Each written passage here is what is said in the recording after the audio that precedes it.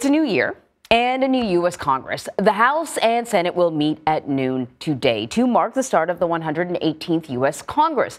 82 new members are set to be sworn in for the first time, but the GOP takeover of the House of Representatives will bring 2 years of divided government and perhaps more partisan resistance for President Biden.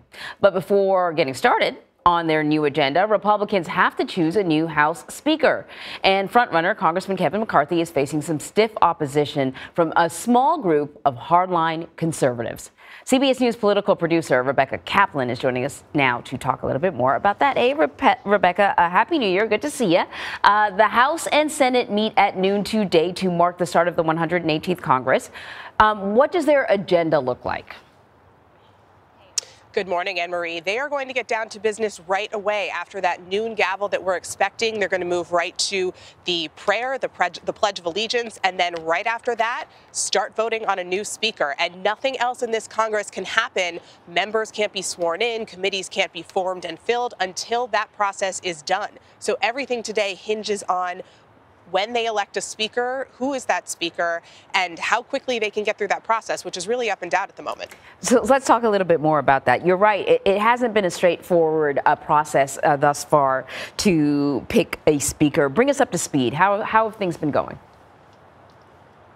Well, Kevin McCarthy is in a tight bind. As you mentioned, there's this group of 14 lawmakers who are opposing him. These are mostly from the far right of the party. And part of the reason these 14 have so much power is because of that incredibly slim GOP majority that McCarthy is facing when this red wave failed to materialize. So there was an original 5 lawmakers who have said for weeks now that they would oppose him. And one of those 5, Arizona Congressman Andy Biggs, is actually planning to challenge McCarthy on the floor today. He also challenged him in the internal speaker vote with just the GOP conference back in November. He lost that vote by quite a bit, about 188 to 31, if I'm remembering correctly.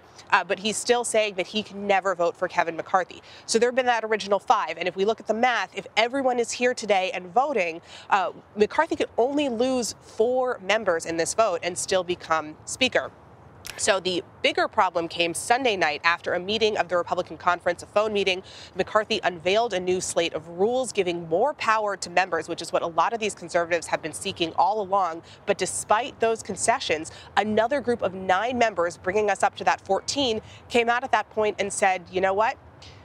We just think that we need radical change at this point. McCarthy is part of the GOP leadership we have seen for years that has been ineffective, and we want to see something new. So the question, big question today is whether he's going to be able to flip some of those members to support him. We are looking at a situation where we could potentially see the speaker vote go to multiple ballots, something that hasn't happened in, get this, 100 years. 1923 was the last time we saw multiple ballots required to elect a speaker. And also keep in mind, this is McCarthy's second bid. His first one came in 2015 after conservatives ousted former Speaker John Boehner.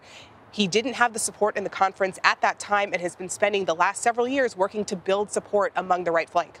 Interesting. So once they pick a speaker, though, they've got an agenda. What can we expect to see from the House of Representatives this session? I think in terms of actual legislation that lands on President Biden's desk, we're not going to see a lot. It's going to be a lot of gridlock. And what you're going to see from the GOP is a number of messaging bills.